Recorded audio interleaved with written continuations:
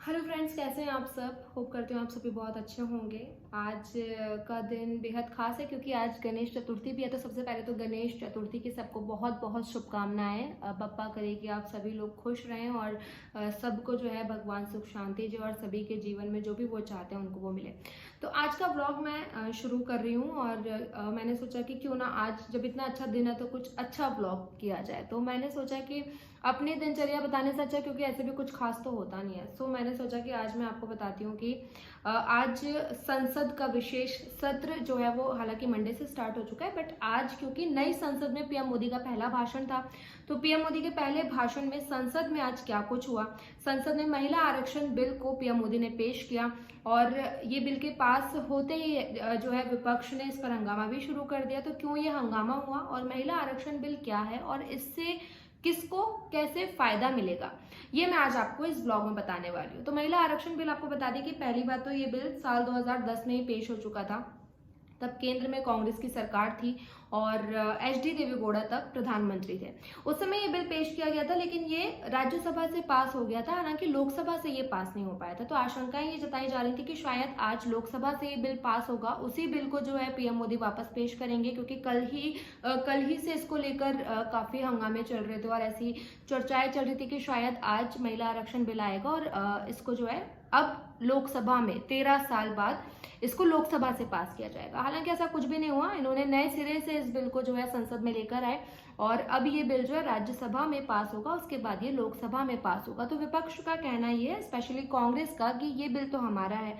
कांग्रेस नेता सोनिया गांधी जब संसद जा रही थी तो उनसे इस विषय में क्वेश्चन भी किए गए, तो उन्होंने कहा कि ये तो अपना बिल है, हमारा बिल है। इसी तरह कांग्रेस के कई नेताओं ने इस पर अपना क्लेम किया है कि ये हमारा बिल है, इसको हम ही लेकर आए थे, ये आइडिया हमारा है। तो आपको मैं बता देती हूँ कि महिला आरक्षण बिल क्यों जरूरी है और इस बिल से किसको क्या फायदा होने वाला है। तो सबसे पहले मैं इसकी हिस्ट्री जो है वो मैं आपको बता देती हूँ। आपको बता दें इस बिल को स्पेशल इसमें जो हाईलाइट मैं आपको कर देती हूँ कि इस बिल का नाम पीएम मोदी, इस बिल का नाम, I am so sorry, actually मैं ऑफिस में बैठी हूँ तो है ना। सो इस बिल का नाम पीएम मोदी ने नारी शक्ति वंदन अधिनियम इस बिल को नाम दिया है, ठीक है। इस मौके पर पीएम मोदी ने कहा, अनेक वर्षों से महिला आरक्षण पर बहुत चर्चाएं और विवाद हुए हैं। 1996 में इससे जुड़ा बिल पहली बार पेश हुआ था। इसका भी जिक्र जो है उन्होंने संसद में किया कि 1996 में ये बिल पहली बार पेश हुआ था। अटल जी के कार्यकाल में कई बार महिला आरक्षण बिल पेश किया गया, लेकिन उसे पास कराने के लिए आंकड़े नहीं जुटा पाए, जिस वजह से वो सपना अधूरा रह गया।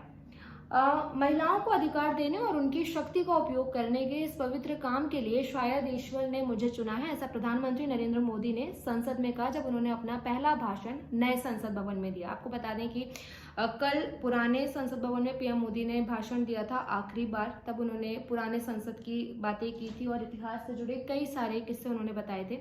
आज उन्होंने नई संसद भवन में अपना पहला भाषण दिया और इस दौरान उन्होंने इस बिल की चर्चा की। सबसे पहले उन्होंने ये बिल पेश किया।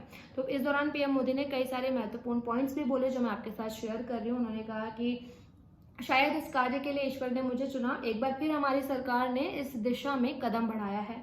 उन्होंने कहा, कल ही कैबिनेट ने महिला आरक्षण विधेयक को मंजूरी दी है। आज 19 सितंबर की ये तारीख इसीलिए इतिहास में अमृतत्व को प्राप्त करने जा रही है।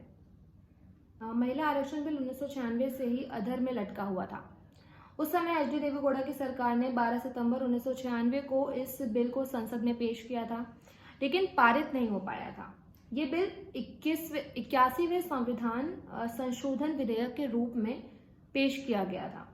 बिल में संसद और राज्यों की विधानसभाओं में महिलाओं के लिए 33% आरक्षण का प्रस्ताव था। इस 33% आरक्षण के भीतर ही अनुसूचित जाति एससी, अनुसूचित जनजाति एसटी के लिए उप आरक्षण का प्रावधान था, लेकिन अन्य पिछड़ा वर्ग के लिए आरक्षण का प्रावधान नहीं था। इस बिल में प्रस्ताव है कि लोकसभा के हर चुनाव के बाद आरक्षित सीटों को रोटेट किया जाना चाहिए। आरक्षित सीटें राज्य या केंद्र शासित प्रदेश के विभिन्न निर्वाचन क्षेत्र में रोटेशन के जरिए आवंटित की जा सकती है। इस संशोधन अधिनियम के लागू होने के 15 साल बाद महिलाओं के लिए सीटों का आरक्षण खत्म हो जाएगा, जो अपने आप में बेहद महत्वपूर्ण है और ये एक ऐतिहासिक फैसला भी माना जा रहा है। आपको बता दें कि 2024 में लोकसभा चुनाव है, उससे पहले इस तरह के जो है पीएम मोदी ने नए सत्र का जो है विशेष सत्र का ऐलान किया था और ये मंडे से शुरू हो गया। तो आज तो ये जो है एक बिल पीएम मोदी लेकर आए हैं, तो ये तो पहला हम इसको मान सकते हैं कि एक मास्टर स्ट्रोक कहीं ना कहीं था चुनाव के पहले। और इसके बाद अभी और भी हो सकता है, वन नेशन वन ऐप पर भी बात करें, वन नेशन वन इलेक्शन पर भी बात करें, आई एम सो सॉरी, तो और भी चीज़ें लेके लाई जा सकती हैं। फिलहाल तो इस पर ही काफ़ी हंगामे हो रहे हैं और मैंने सोचा कि क्यों ना ये आपके साथ शेयर किया जाए कि महिला आरक्षण बिल क्यों ज़रूरी, क्योंकि बहुत सारे लोगों को इसके बारे में नॉलेज नहीं है और मुझे लगता है कि होना चाहिए, खास तौर पर महिलाओं को। बता दें, अटल बिहारी वाजपेयी की सरकार ने 1998 में लोकसभा में फिर महिला आरक्षण बिल का पेश किया था।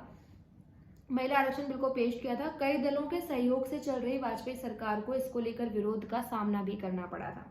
इस वजह से बिल पारित नहीं हो सका। वाजपेयी सरकार ने इसे 1999, 2002, 2003, 2004 में भी पारित कराने की कोशिश की, लेकिन सफल नहीं हो पाया। बीजेपी सरकार जाने के बाद 2004 में कांग्रेस के नेतृत्व में यूपीए सरकार सत्ता में आई और डॉक्टर मनमोहन सिंह प्रधानमंत्री बने।